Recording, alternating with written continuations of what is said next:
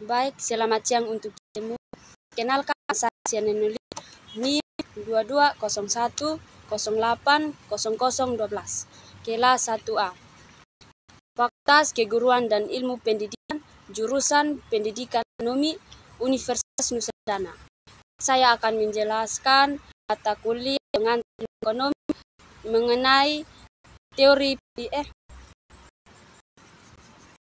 materi mengenai teori permintaan. Baik,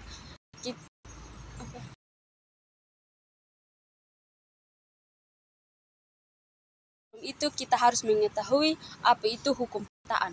Hukum permintaan merupakan suatu permintaan yang mengatakan bahwa semakin rendah harga suatu barang maka semakin banyak permintaan akan barang tersebut.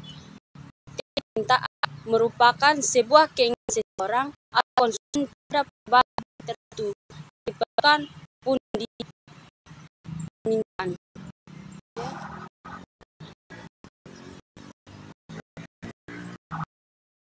Baik, di situ ada juga faktor-faktor yang mempengaruhi teori permintaan. Yang pertama, harga barang itu sendiri. Harga barang sendiri akan mempengaruhi barang atau jasa yang diminta. Jika harga naik, maka permintaan tersebut akan meningkat.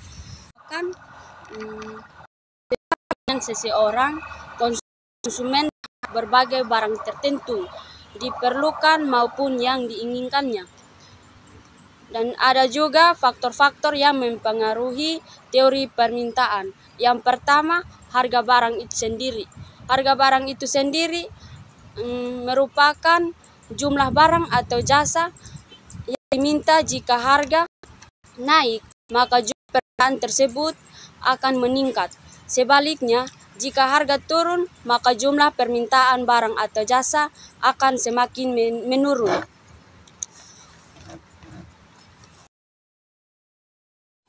Faktor-faktor yang ketiga yaitu pendapatan masyarakat. Pendapatan masyarakat merupakan faktor yang penting menentukan corak terhadap berbagai barang. Perubahan pendapatan cenderung selalu menimbulkan perubahan terhadap permintaan. Berdasarkan sifat permintaan, apabila pendapatan berubah, suatu barang dapat dibedakan menjadi 4 jenis. Pertama, barang inferior, yang kedua, barang esensial, yang ketiga, barang normal, dan yang keempat, barang mewah. Faktor-faktor yang keempat, corak distribusi. Corak distribusi menjelaskan tentang sejumlah barang pendapatan masyarakat yang tertentu. Jumlahnya akan menimbulkan corak permintaan masyarakat. Berbeda pula apabila pendapatan tersebut diubah corak distribusinya. Contohnya, pemerintahan menaikkan pajak bagi orang kaya dan hasil pajak tersebut akan berikan sebagai subsidi bagi orang yang mampu. Faktor-faktor yang kelima yaitu cita rasa masyarakat. Selera konsumen terhadap barang dan jasa dapat memengaruhi jumlah barang yang diminta. Faktor-faktor yang keenam, jumlah penduduk. Merupakan pertambahan jumlah penduduk tidak secara otomatis akan menambah jumlah permintaan. Biasanya pertambahan penduduk akan diikuti oleh perkembangan dalam kesepakatan kerja. Faktor-faktor yang ketujuh yaitu ramalan masa depan. Ramalan masa depan merupakan konsumen memperkirakan bahwa harga akan naik, maka konsumen cenderung menambah jumlah yang dibeli karena ada kekhawatiran harga akan semakin.